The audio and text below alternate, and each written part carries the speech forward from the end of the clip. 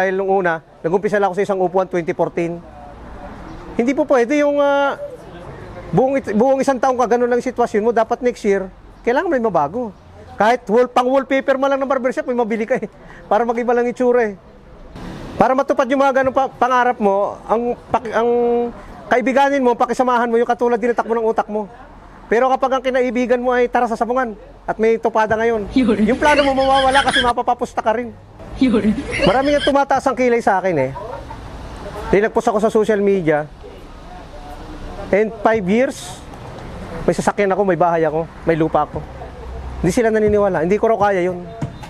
Eh lang nga namang ikwento ko sa lahat ng detalye sa kanila kung saan ko kinuha yung aking pambili. Di ba? Hindi ko na kailangan magpaliwanag. Kinuha ko lang sila, sinasummarize ko lang lahat.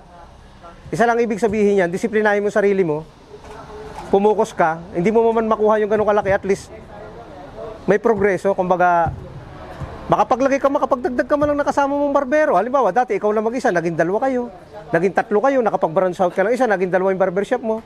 Kahit pa yun ay nangyari ng 10 taon, at least nakita mo sarili mo, ba, okay na.